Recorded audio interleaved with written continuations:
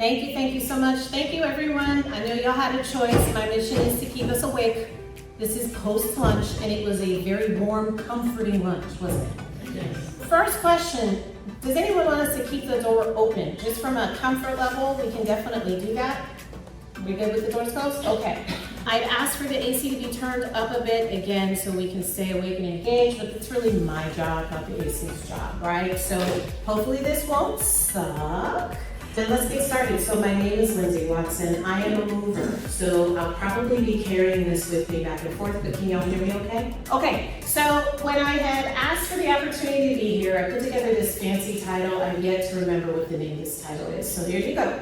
But long and short, I am a 21-year HR, specifically staffing and recruiting professional. I have learned over these decades exactly what hiring managers look for. Decision makers, CEOs, and oftentimes it's a lot less than what we think. And so my mission today is to help translate your years of service into what the civilian workforce needs and needs to look for. Sound good?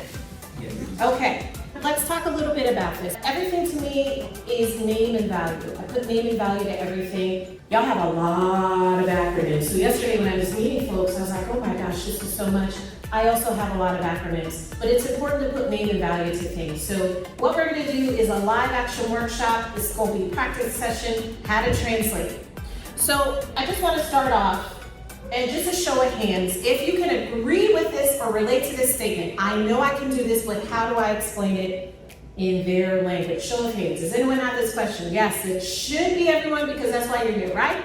So there, I want us to look at military branches, all of them, as an industry, and then the civilian workforce, so non-military as an industry. And so when I say there, this is non-military, okay? So this is really what we're gonna work on and break down today.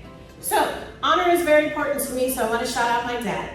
My dad is Admiral Anthony J. Watson, United States Navy, go Navy, love everyone else, but of course I have to say that. He is part of the Centennial 7. Has anyone heard of this Centennial 7? Absolutely not. Okay, thank you for being so definite about it. So the Centennial 7 are the first 7 African-American leaders in the history of the United States Navy and made admiral. He was number 2, and he's the first in the history of the United States Navy to command submarines. There are 5 out of the 2 remaining. He is the eldest, and after he retired, after over 30 years in service, he went ahead and started staffing an agency to help people translate their military experience into civilian. Sound familiar? I honor my dad, Admiral Dad, and because of his service and the others, there are so many others who've been able to walk through doors that they wouldn't have had to. So I thank him, and I thank you all for your service as well. I've spoken with over 40,000 people over the course of my career. And that's actually probably a little bit conservative, but I like putting name and value to things. And I'm bringing this up because y'all are gonna be able to walk away with some of this data as well by the end of this session. I'm a certified career coach, entrepreneur, grew up on Wall Street and now serving on Main Street, and the creator of what I call Joy Inventory, which is all these years of experience helping people to identify and communicate their worth and value. So I always like to say it would suck if I said I'm good at helping people to communicate it, I can't communicate well.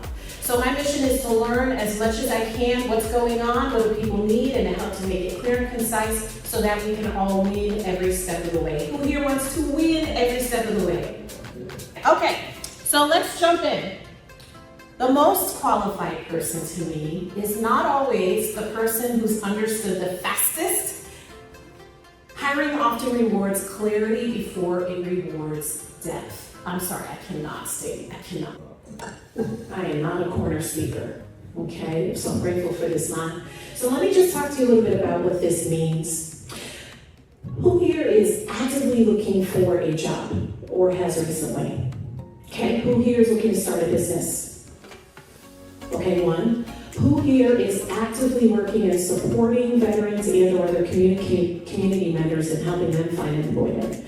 Okay, we have seen. Okay, so good. I like to tell you when I say whoever's in the room. So see it. So y'all already are gainfully employed, but you've got folks who have some pain points which have been leading to unemployment. Yes? Okay, good. So we're here to help others. I love it. We're all here to serve. Okay, so when you think about hiring often rewards clarity before it rewards depth, here's what I mean. My name is Lindsay Watson. I'm an entrepreneur and certified career coach.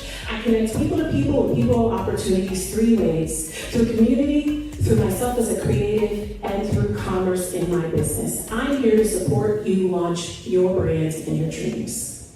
Was that clear to you? Was it clear enough? What words did you remember? Shout it out. There's no right or wrong answer. Good. Dreams. Okay, I love it. Thank you. The reason why I like to use this example, clarity has to be done very fast. So the national statistic for a recruiter like us is 3 to 5 seconds. We take 3 to 5 seconds to look at a resume. So your entire life story, 3 to 5 seconds. It used to be 5 to 7, but after the pandemic, it got less and less because we're relying on more artificial intelligence to screen resumes, and we're using technology to help us get those front runners on top. So by the time our eyes get to it, there's already been several touch points to an application. 3 to 5 seconds for your entire life story, or in this case, for your client's life story. So when I say to you, hiring often rewards, clarity is the winning thing. It's not even necessarily the skill set or the strongest competence, y'all. It's the clarity. Does that make sense?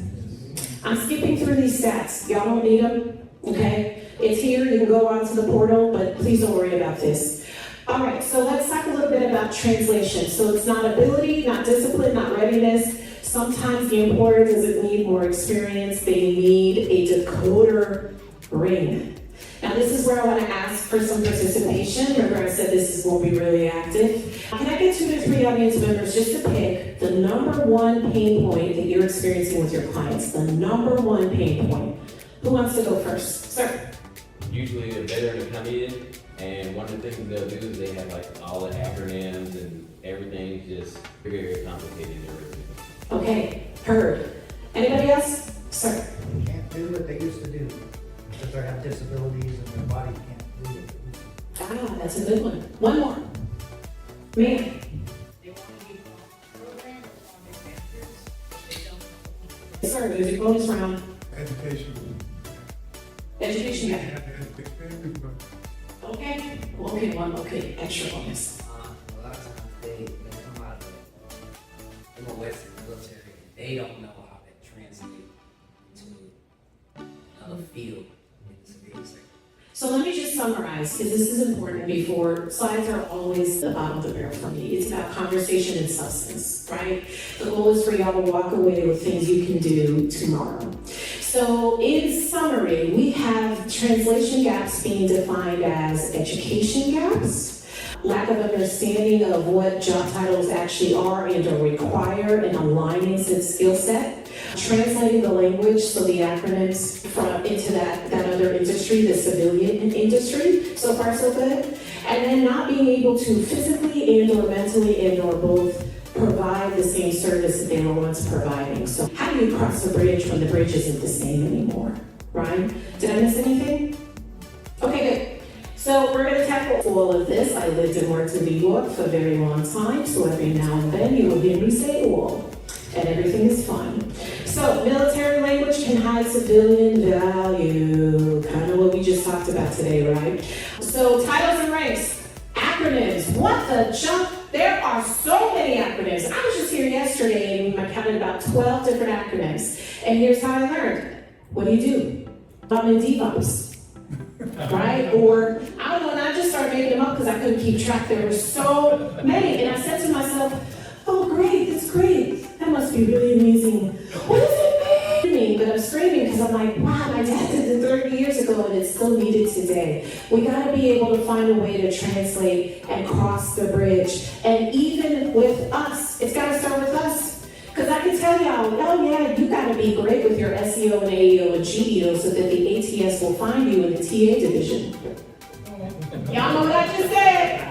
Exactly, right? So we all have them.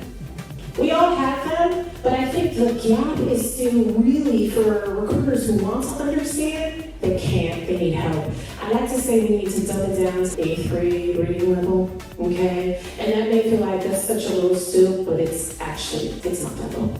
So titles and rank, acronyms, duty language, missing context, right? So when I say 3 to 5 seconds, you really want the resume, or even if you're in entrepreneurship, you want your bio, your website content to be succinct, specifically at the top. So we have what we call a strong intro statement. I want to see over 20 years of experience, overseeing however many you were responsible for overseeing, whatever the budgets you may have been responsible for managing, whatever divisions you may have been responsible for serving in, and what some of those results were. I saved time by 35%. I helped to increase the revenue. I generated awards for team readiness. I'm making stuff up. But this is at the top. This is where that 3 to 5 seconds is going to be. And I promise you, 21 years in, we still start at the top. Okay? Realistically, the top is it. The bottom is a supporting cast, but the top is that main character. And so identifying the gaps is going to help us now to fill those in and cross that bridge. That's literally what today is all about. It's nothing else. Okay? Any questions? Okay. So, what you're going to leave with today for your clients and also for you, because it's okay if you just want to brush up and be stronger in how you're communicating. Clear way to describe your experience, a method, and a free download, more than one, for identifying transferable skills, military to civilian language examples. This is where I'm going to need y'all ready. Just get ready for me, okay? And then wording for resumes, interviews, and LinkedIn. I need to ask y'all a question since everyone here has clients. How many clients are you actively working with right now? Can I get 3 people to say how many? 30. Who else? 24. I only have 9. No, there's no right or wrong answer, because that's 9 people who want to be better because of you, so thank you. 4? 27. Okay, all right, good. So when we think about the 9, the 4, the 30, the 27, please know you do well with them, it's going to multiply, because they're going to be better. They're going to work with others to help them communicate or send them back to you. So my mission is to equip you to go back with a stronger understanding and a framework you're welcome to use, okay? So I just need to explain to you why Joe Inventory exists. When I worked on Wall Street, what I found is that Wall Street was a machine for really the same type of person. And this person, it wasn't necessarily an ethnicity, although there was that. It was the training, the acumen, and the culture that they got from the 4 or 5 institutions that Wall Street hired from. Right? It was the Harvards, it was the Stanfords, Yale was even under a little. And so everyone who went to that school went through the same machine, got the same training, said the same thing, was able to communicate the same way, and got the same jobs. Everybody else did not. So for those 40,000 interviews, I couldn't have hired all of them. And I had to say no to more than I got a chance to say yes to. And it grieved my spirit. I wasn't okay with the lack of training and acumen that everyone else didn't have. They were just as good, if not smarter, but because they weren't able to communicate when it counted, they didn't get the opportunity or didn't get to progress. It sucks. So I decided to do something about it, and this framework is called Joy Inventory. It is helping people to understand what they've accomplished so they can communicate it well and win in every opportunity. So that being said, we're going from experience, confusion, potential, we're going up. All right, I'm gonna keep it moving. So this is my framework. Y'all can take a picture or not, you do not have to, it's in the free download. But the framework is, what do I already have? So we gotta gather up the fragments and identify what we have made, saved, or achieved for an organization. This is where you wanna start either with your clients. Then, owning your story. How do I explain my value? You do it after you've identified what you're coming to the table with. Program or project manager, now they're able to really identify, do I even have the skills for this? I'm saying this is something I want. It sounds fancy, it sounds like it's well paid. But how does my skill set align with what I'm saying I want? Yield opportunities, what can I do with what I have? I know y'all have plenty of resources to find jobs. We're not at a jobs opportunity deficit, are we? Is there a deficit of job? No. The deficit is preparedness to cross the bridge, correct? Okay. And then value momentum, what's my next move. We're probably gonna stick on J for a big part. So let's talk a little bit about this. Who feels like they're a really good communicator out of a scale of 10 or 8 plus? Show of hands, 8 plus. Okay, sir, I'm gonna ask you. Thank you for raising your hand. Can you talk to me in 3 sentences or less what you do, what value you offer? No pressure. No pressure. I am a program manager for the Disabled Veteran Outreach Program for New York State, and I offer a unique look at the program and making changes to better it for New York State. Okay, all right, good. One more person, bold enough. I am a lead veteran employment representative, and I connect employers with veterans who meet the criteria for whatever open role they may have at that time. Okay, now let me ask all of y'all, do your clients come to you with this level of confidence, yes or no? Okay, if you were to raise them, look how close I'm getting to y'all. If they come to you on a scale of 1 to 10, where are they? It's a safe space. Where are they? Okay, I think that the highest I heard was a 4. Is that correct? Okay, good. I'm sorry? 4 or 5. Okay, good. It's good to know where we are so we understand where we need to get to, right? There's different levels to success. I truly believe we can generate income and be successful on every step. So let's aim for a 7. How about that? Let's walk out of this room saying we're gonna have a good hearty 7 when we walk out. Can we agree to that? Yes. Okay, good. So experience and skills, thank you to my volunteers, by the way. Responsibilities and accomplishments. So what were you responsible for? What did you make possible or improve? And then lessons in relationships. What did you learn? Who did you build trust with? Because those are assets. Now, the reason why I say free download, I want y'all to take this and use it. I want you to put it together however you feel as though you can. This is a proven process. It's going to help to give you data. It's going to help your clients to think through, maybe not on such a technical level, what they did and how they showed up. And done the right way, it helps to open people up to really tell their stories. And that's what we need. We need more storytelling, not just a resume to get a job. It's got to be the story. Because I promise each and every one of you probably have way more in common than you think. But because you're individual, your stories are going to be unique. And in that 3 to 5 seconds, when we're looking at the top of the resume, we need that story told. Any questions on that level? Okay. How are we doing? Are we staying awake? Is everyone good? All right. Okay, so owning your story. I'm going to skip through some of these because I promise you we got a breakout session and I said interactive. I got to keep my word. When you own your story and communicate your value, it makes it easier for you to walk through doors. But you can't do that if you don't know where you're coming from, if you haven't been able to take the time to understand what you've made, save, or accomplished in service. So step 2 is really being able to communicate your value. Here's what I do. I can't, I'm sorry. Y'all can hear me? All right, you good. So when I started in this journey, business was awful, and I thought I had to get a job. And I prayed a lot. I'm a praying person, y'all. I prayed so hard. I didn't want to get a job. I'm not gonna go get a job, and my job is to help people get jobs. It wasn't, the job wasn't jobbing for me. And no one hired me. I've always had a job. It wasn't meant to be.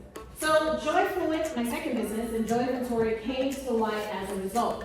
Here's what was so difficult for me. I did a lot of different things. How many of y'all in service did more than one thing? Hello. So I was a web designer, an administrative assistant, a recruiter. I was in sales. I had all these resumes and it was very confusing and intimidating to me. So what I realized is I had to find a way to extract all the data and give myself a script. And then I started to practice that script. And I got the script so much in my mind and spirit that it became boring to me. And that's when I knew I was winning, because I was able to say the same thing to everyone no matter where I was. Now I may have pivoted it a little bit, but it's the same message.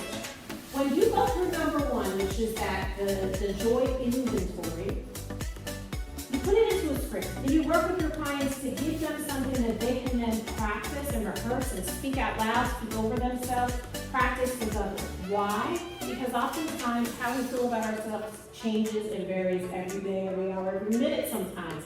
But our history, what we've done, is unchangeable. We just need to extract it and put it down in a way where it can be easily repeated and rehearsed. This is what we are looking for as hiring managers and decision makers. We want y'all to make our job as easy as possible to get you through and to get your clients through. Does that make sense? Yes. Okay, so you can email me after if you want a script template. Sorry I didn't include that, but this may be something you can start to work with your clients on once you've done that first step of working with them on their accomplishments. This is how communication and value starts. Just give them a blueprint, okay? So, I'm skipping through this because we walked through it, and like I said, I want to get to the interactive part. Okay, so here we are. We've got a lot of experience in service. We need to cross that bridge and make sure it's clear and concise on a resume, on a LinkedIn, on a website, right? So what I'm going to do is ask for a few brave volunteers once again to talk about how we can do a translation swap. Now, I did not serve in the military. These are probably very basic examples, and I acknowledge that. So this is where I want to ask for your help. With your clients, or even with y'all, when you retired and you moved on, responsible for unit readiness. Now, I've seen this on resumes. I don't know what it is. I should, but my dad was in submarines. I don't know if he uses terminology. He doesn't tell me. Everything's redacted when I ask him a lot of questions. So I'm gonna need y'all's help. I'm just being honest, right? Coordinated people, resources, schedules, and accountability to keep the team mission ready. Does that sound like a sufficient enough start for a translation? Okay, go for it. I need numbers. Okay, what kind of numbers and how would you identify those numbers? How many people? What part of accountability, because there's multiple levels. What would it be? What levels would they define on the resume? Depending on what they were going for, if they were doing something in logistics, they would talk more on the accountability for numbers of vehicles, money handled, like that. If they were talking on in IT, types of help desk work tickets or services, it would basically be more clear to the specific entity that you were looking at. Heard. Man. Coordinated team of 25 people to secure $25 million in resources, also schedule the top tier project and accountable for mission to be completed on time to keep the mission ready. I love that. And here's why. And me and the blazer in the back, I'm going to get to you. I saw your hand as well. Here's why I love that. And sir, thank you for sharing. What you just described is civilian language. So what we have to do is find that balance between everything you just said. I understood what you were saying, but I connected with how she said it. Okay, and so the two decision makers who need to understand, and that again, 3 to 5, this is the route we're gonna wanna lean towards. So these are vagues, and they're vagues because I need y'all's expertise, but you gave me exactly what I was asking for, so I appreciate that. But here's why I want to be so specific. When you're working with your clients, you want to extract all the data. They should be able to say exactly how you just said it and then go deeper, right? And there should be a history of service that hopefully shows progression or maintenance. Progression or maintenance is fine, right? But we want a history to tell a story of some sort. But when it comes to getting it down on the resume and across that bridge, it's got to be pretty. It's got to be, every client that you have has a well-earned and well-deserved career that is waiting for them. This is just how to cut through the BS to get there. That's it, okay? So thank you for sharing both analogies. And does the difference that I just described make sense to everyone? Okay. Do you think there's more work that your clients could do to help cross the bridge even more in this area? Okay, but the step has to be, you just gave me the J, right? Of the JOYV, that's the J. It's getting that data, the logistics, the specifics at different levels. Now it's got to be a well-rounded approach, so 3 to 5 seconds. We understand and we want more. Okay, so look at it this way. This is the resume, this is the first interview. I'm gonna do one more and I want y'all to judge me. Enter judgment now. Go ahead and read it. And y'all can just jump out when you're ready to define it better. And thank you for the left side. I'm gonna need a little more interaction on this side. All right? Stage left. All right, who has their value, their assessment? I hope the font is large enough. I have a little bit, could be larger.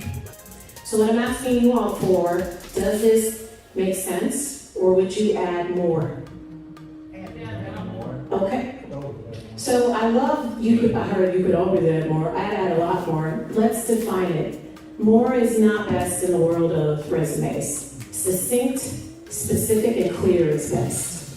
So when you're saying you're adding a lot more, help me understand what story you would want to tell. My new friend in the back from South Florida. Yep, I heard you say a lot more. Yeah? Was that you? Who said a lot more? Okay, let's go. Context and understanding, and what that from the left with the job description. What's on the right, it's a description of what was done, but in terms of the size, the impact, what was saved, what was achieved, what efficiency was it, what outcome. Yes, sir. I'd also include well-being in the description as well, because a lot of people on side, they want to know if you're a supervisor that can take care of the well-being, the team that you're supervising. And a lot of veterans that I've coached seem to be missing that component. It's a real issue with a lot of HR on every account. Hey, you did great on everything else, but you didn't mention anything about how would you take care of your team at work. So how would we help them balance out those life work issues that are happening? How would y'all do that? How would you tell that specific story?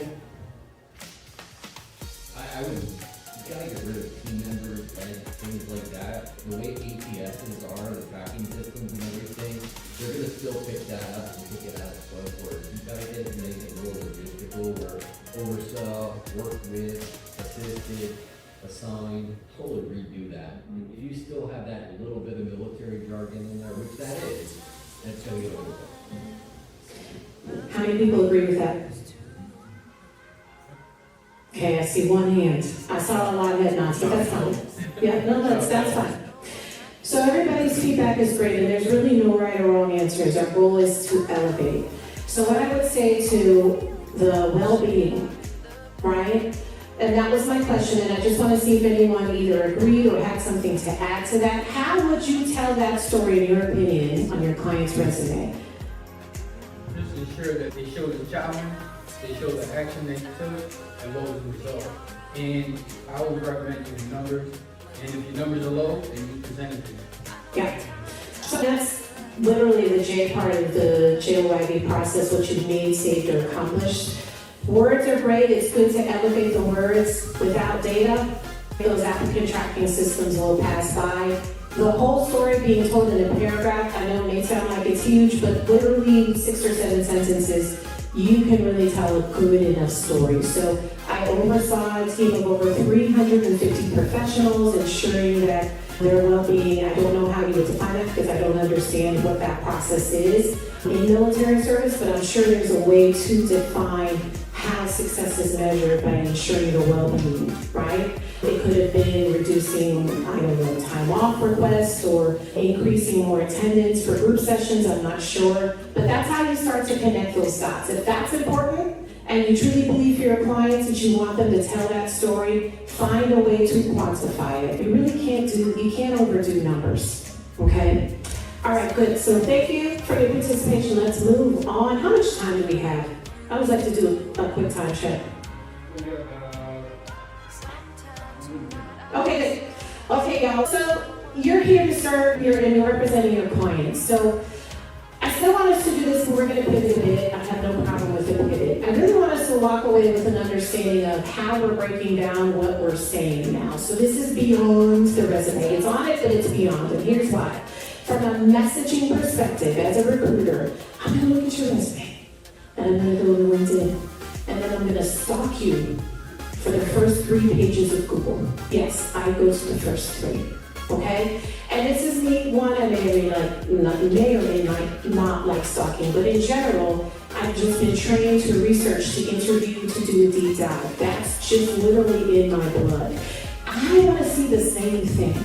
So I don't want to go to an outdated LinkedIn. I don't want to see LinkedIn with no image. I don't necessarily want to see a LinkedIn of a selfie where you're like this, right? I'm good.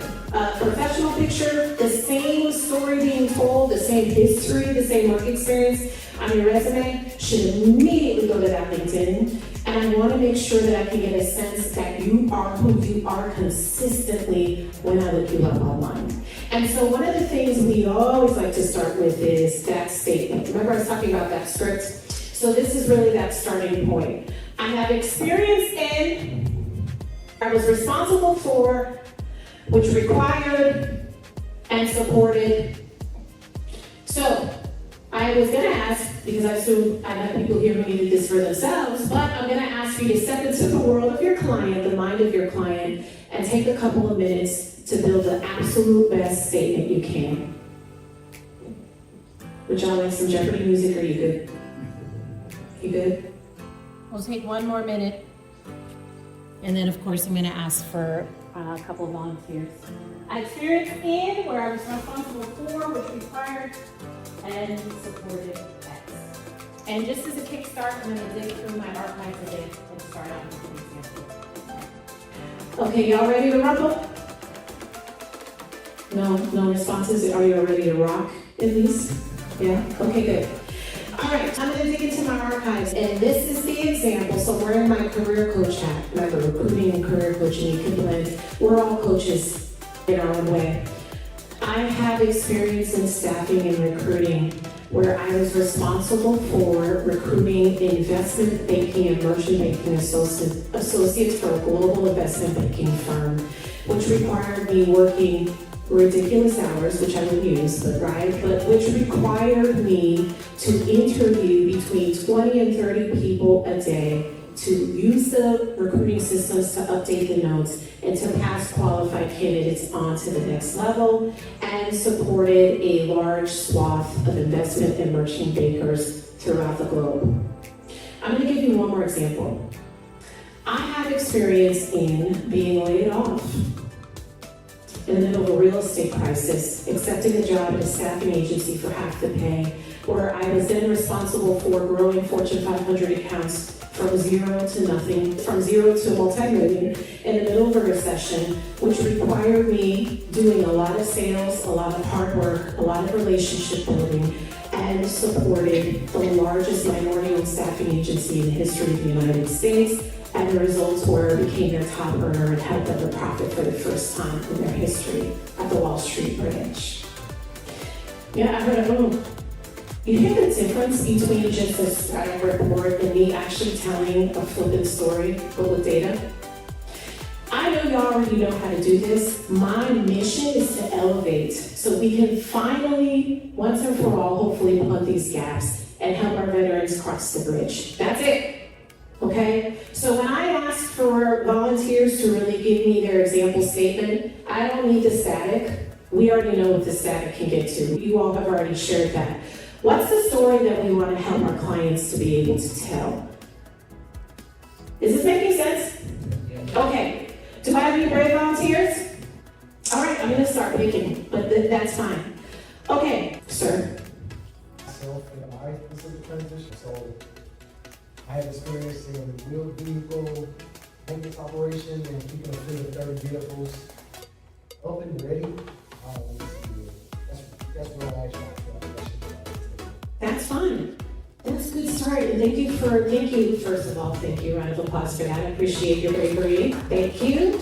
So that's amazing because even in that, you gave us data. I'm like 30 fleet vehicles. So you were probably overseeing a big team that had to maintain those vehicles, and who purchased those vehicles, and where were those vehicles stored, and when they were in action, who checked in on them, right? So my mind is already going to more, and that's what you want to do. You want to give us enough to say, oh, we want more. Who can help this young man? Did everyone hear what he was sharing? Do you need him to repeat it? Okay, so I know I have some experts in the room. Who can help him to really build on the start of this statement? I can't. I didn't, sir. I understood a little bit, but I know y'all can. First sentence again? Maybe if I explain the job, basically wheeled vehicle mechanic. and responsible for the Humvees, fleet of vehicles, and keeping them operational ready. I'm trying to talk about basically maintaining the vehicles, test driving, and all those things. But if I was gonna give you help, I would basically give you, once again, instead of just specifically wheel maintenance, I would basically go into logistics. Because that's the bigger catchword. And then basically see how you manage those vehicles, manage that money, basically how many deadline vehicles do you have, how many did you keep off of deadline percentages, because once again, it's only 30. And then basically how that basically accounted for mission readiness. But once again, put it into a civilian task. Love that. Sir. So I was gonna say, like, big maintenance really jumped out in my head, and that's why it's like, hey, is it light big maintenance, or is it heavy big maintenance?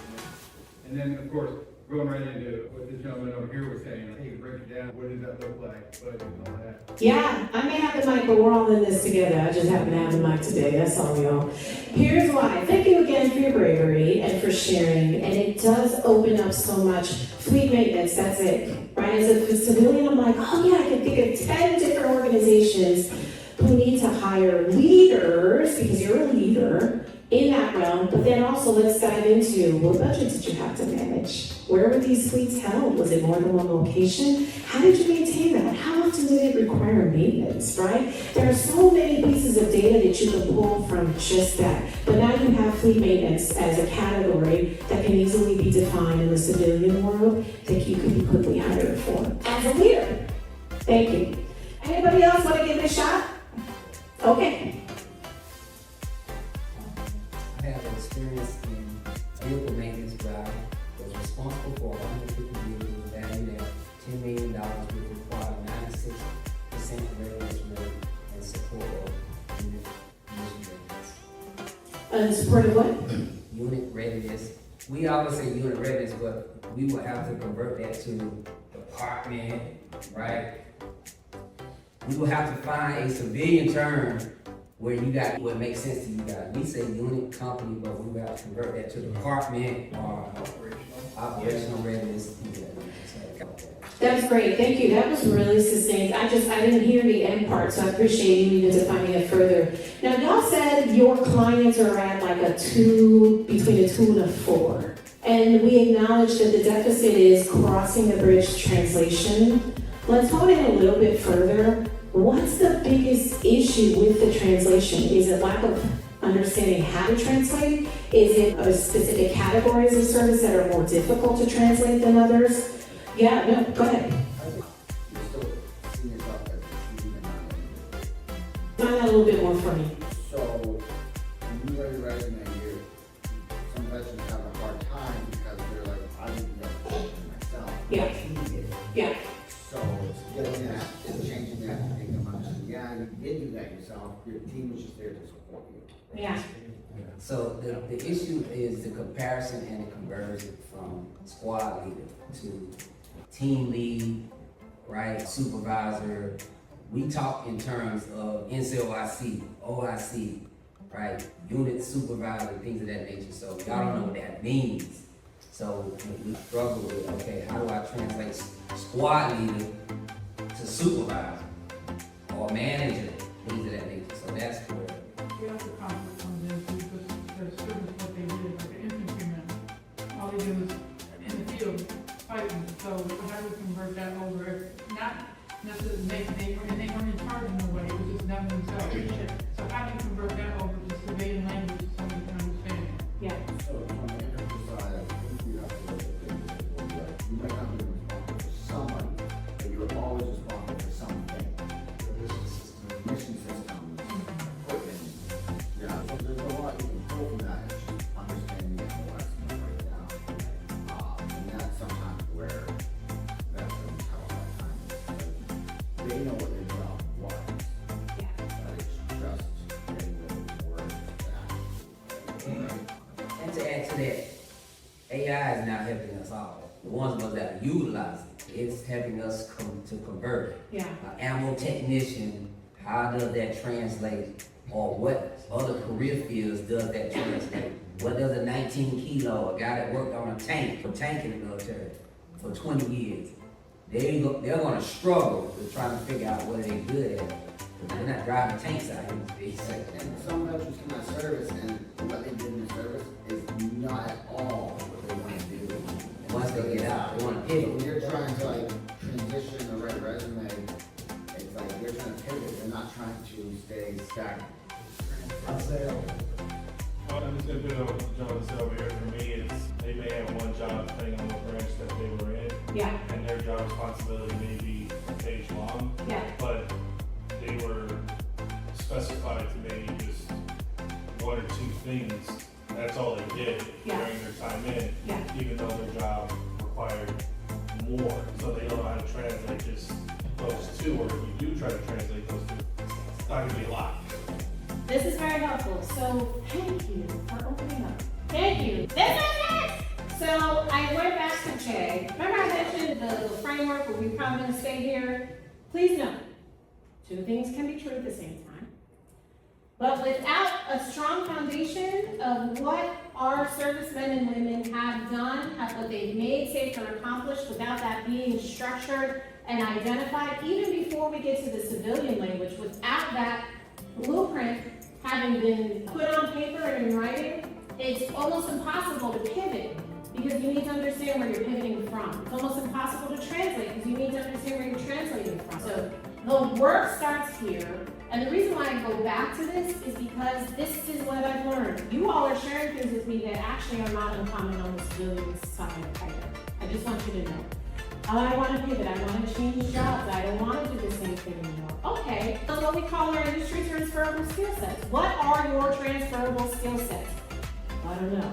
Get it all out. Operations, logistics. At this point, the titles don't matter as much as what did you make, save, or accomplish when you were an infantry service person, right? When you were part of a team, when you were managing and overseeing a fleet of vehicles for combat. What did you do? Get it all out. I want the whole story. This is where you do that dirty work. And then you can either give it to your clients or do a session, or you can hire me to have come and do it. I don't care. It doesn't matter at this point, okay? But this is where it starts. This is where it starts. And here's why. There are a lot of people who want to pivot in their careers. Most of the times people don't understand that they are not their industry. I've said that years ago to a client I was working with. I was sitting in her swimming pool. She was sitting out on the chair, and she'd been in healthcare for over 20 years as an executive director and couldn't get her mind out of that. And it just came out of me. You are not your industry. Everything you've done, how you served, how you showed up, how you left things is you. You take that with you, and your clients take that with them. That is their skill set. It belongs to them, and it always will. Don't worry about the titles when it comes to Jay. It's identifying what they've made, saved, or accomplished and getting that story told, okay? And the reason why I'm so passionate about this, most folks in the workforce have never taken the time to invest in themselves here. So they're going and trying to do all the things without really understanding who they are. And this doesn't take a long time, but it's a structured way to approach history to tell the story regardless of where you want to go next. Now, I would say this, AI is great. I have 2 businesses. There's no way I could have 2 businesses without AI. But I never going to be Lindsay. Oh, no. AI supports me, and it could be a good tool, but it can't replace this. This is where your clients connect to who they actually are, what they may save or accomplish. This is where they can take their own value, take ownership of it, and then be able to communicate it well. AI, so let's use AI as a tool to help for sure, but there has to be a connection point. Otherwise, they're going through the motions. And we don't have time for that, right? We don't want that for them. So I appreciate you all sharing. And I will say, team members, it happens as a civilian all the time, sir. We did this, we did that. What did you do? Because I'm not hiring. I can't hire. And part of that, the reason why I'm so strong in that too, I just stop an interview and say, thank you so much, sounds like you're a team player. I need to know what you did. I need to know what you are responsible for. Most of the time, people who say we are the amazing leaders, but sometimes it's a red flag. They didn't do nothing, so they're saying we. Okay, I told you we don't come to the red tape. So for recruiters, we have what we call trench wins. I'm looking for those red flags. I'm interviewing you the moment you apply. Are you responsive? How do you show up? Are you in your car? Are you sitting in your bed and I can see your pillows? Is your shirt wrinkly? Are you distracted? Are you reading from AI, ChatGPT? My name is so-and-so and I have over 30. Can you look at me? I just had it 2 days ago. Someone was looking down at their calendar the entire interview. I said, are you reading a script? No, speaking from the heart. Okay, just so you know, 90% of this interview is going to be oh, it's just my calendar. Well, maybe the calendar isn't interviewing you. Right? And keep this in mind, as a recruiter, my job is to make sure I get the right people to the hiring managers. We can't afford to look bad, because then clients will come back to us. And so it's important, and this is why we do what we do as a staffing firm, career coaching prep, interview prep, right? All of the things. It's got to be a whole package by the time they get to these decision makers. So thank you for your openness and sharing. J is it. This is where that work is done. They get it, they can grow, they can evolve.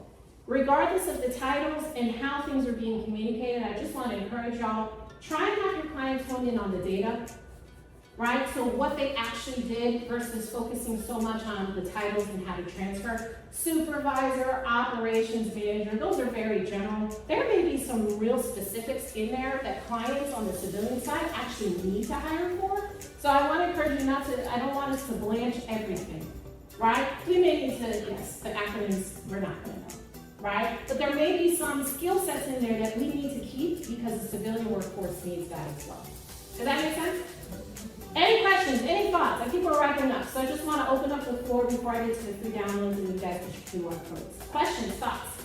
Yes, sir. On the opening of a resume, what do you want to see on the very top? A quick summary of what they're about, and then bullet points explaining all their interests. Or what is the preferred?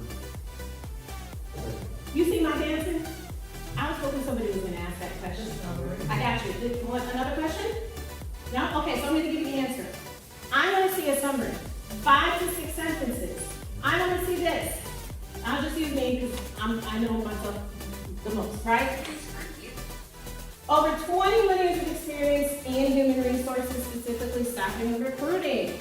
Experience staffing for all industries from entry level to C-suite, from startup to Fortune 500. Clients have included PBS, Crayola, American Express, NBC Universal. Adept at helping to build teams and identify workforce gaps that result in 30% increase in retention, 25% reduction in utilizing systems for recruiting, and another number for something else. Bachelor's degree in communications, a certificate from whatever, if it's relevant, speaks some Spanish, loves tacos. That's it. Okay? If you're applying for something in a specific industry, let's say the auto industry. Okay, you got a fleet, but you may be a car enthusiast. You may love cars. You may participate in volunteer car shows. So at that last line, I say loves tacos, but something that humanizes me along with it. 5 to 6 sentences, that's it. I need your tenure. I need to know how many people did you lead. I need you to start off with the strong ones and then give me the quantified data, what the made, saved, or achieved was at the end. But I need you to start off with who you are, okay? I may say co-owner of a minority, an award-winning minority-owned staffing agency. It depends on how I'm communicating, but it's gonna be who I am, bam, and then what I've made, saved, or achieved. That's what we're looking for, it's what we need. Then after that, please, chronological order. Please, no fancy resume. We don't need to see your picture on the resume. We don't need it. We appreciate you, okay? Picture on the LinkedIn, put your LinkedIn at the top, but we just need job. And if you worked at a job, if your clients worked in the same ranch or the same division, but they grew, here's one thing I'm gonna say we absolutely benefit from. If they've worked, let's say for 12 years, but have 3 different jobs, put how long they've worked at the top. Don't break it down for us. 1, I don't do math anymore without my iPhone. Okay, but 2, tenure is everything. If your clients have tenure, put that bad boy on top. Nowadays people jump jobs because they don't feel like it was the right environment on a Tuesday, right? So anything that provides value, we want to see that bad boy right on the top. So if they served, if they grew, I want to see 2015 to 2026, and then under there, list the roles. Show me the progression. Tell that story. That is valuable, and it's always going to get people to the next step. 1 to 2 pages. Are we clear on that? I don't care if you've had 20 plus years experience like me, 1 to 2 pages, man's is service, 1 to 2. Anything else? Do a Google folder. Add some stuff if you need a portfolio, whatever, Google folder link, add everything else on that. 1 to 2 pages. And remember, it doesn't matter how you're telling the story after, just make sure that statement is super strong so that we will take the remaining 2 seconds to stand down. I have a question about acronyms. Yeah. So I'm working with a gentleman, but he's in the IT field. So for me, when I read his resume, I can't even read it because every other word is an acronym. But when that resume goes to I always assume, okay, you're applying for people that are familiar with what you're doing, so maybe they'll understand it. Is that a wrong assumption? Are you saying should they use the acronyms that the people in the industry they're applying to are gonna understand? Yeah. Hell yeah, they should. But I don't know if they understand it, it's the TIAA, Node.js, JavaScript, HTML, GEO, AEO. Don't, they need to be there. Oh, I won't get too black now. They need to be there, okay? Question answered, sir. How far do you go, would you go back? So, if you have 15 plus years of experience and the jobs you're applying to are relevant to that, go back. If you don't, 10 plus is fine. We staff for a lot of executive level roles and people send me 10 years of experience. I'm like, not for CEO, okay? I'm gonna need to see your whole history. I want you to go back to the 1980s for me. Keep it concise, because that's when I need the story. So look at it this way. If it's C-level and above, give us everything. If it's manager level or below, 10 years is fine. I personally prefer a fuller story, so I go for 15. Okay? Because now I'm looking for it. Now, if we're older, AARP range is a good time. You know what I'm saying? So definitely that's where I would say those are our launch points. Somebody else have any? Yes, sir. We didn't talk about mock interviews. What's your opinion on that? Because you didn't tell the story, and so many of our customers don't know how to tell the story. We have to leave a team, there's no I in team, that's what stress is, and then when it's coming out, we don't know how to convey it. When we're growing up, our parents say, don't be so conceited, don't be so stuck in yourself. But when you're looking on the job, you have to tell that story. How to convey that story. Yeah. I'm not a fan of mock interviews. I'm a fan of the framework after 21 years of experience for people to start to adopt. I may sound a little brash, but I'm not gonna lie to you. You mock interview, you still don't understand what you may say to chief or company, or don't have a script to rely on to communicate that. It's just talk. It's wasted time and space. An interview and a practice and a preparation really should be after this. It should be after all that data has been extracted and put into a place where now your clients can go and rehearse and practice that. Let's look at that as the mock interview. Before they even get to someone else, they have to be connected to and understand what they're coming to the table with. So mock interview, we don't even do them anymore. Okay? We'll prep if there's an interview landed, but the work that we do is to get them empowered to understand what they've made, saved, or achieved in the course of their career history. Get that into a working script that they can speak over themselves and practice and rehearse. Then from there, they should have the confidence to go and land whatever. Okay, so we don't do mock interviews. But thank you for sharing that pain point. The solution to me for that pain point is this. And just keep asking the questions, but I'm just gonna go to the QR code so y'all can get the free download. And somebody else had a question. So on resumes, personal pronouns, like starting sentences with I, me, my, or using that in a resume. Yeah. I've always coached others not to do stick with like action verbs. Yes. Is that I would still go with action verbs. There's no industry standard there, but my lean is more so just represent how you're showing up versus a lot of I's and me's. Okay? That's a personal preference though. I would not disqualify someone if they said I, but my lean to is just represent your story. You don't have to be necessarily the one telling that story in the first person. Did you say we can get the script template from here as well, or we gotta? No, just sign up. Okay. You gotta sign up though. And you gotta make sure that the email is typed correctly, sometimes autocorrect. I just spoke in Harrisburg a couple months ago. It was .gov, a lot of .gov people, but the autocorrect messed it up. They never got their stuff. So whoever emails me, I will send the script templates to. We're at time, right? We're at time. Okay, thank you! Wait, before we go, Lindsay, fantastic information provided on behalf of NASWA and the Veteran Affairs Committee. Thank you for your time and contribution. And amazing, your admirable data. Wonderful.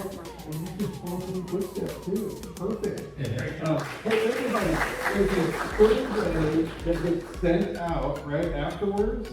Fill out that survey. And if you like what you heard, that whole thing right there was perfect, right? Rated high. Yay! Listen, Lindsay.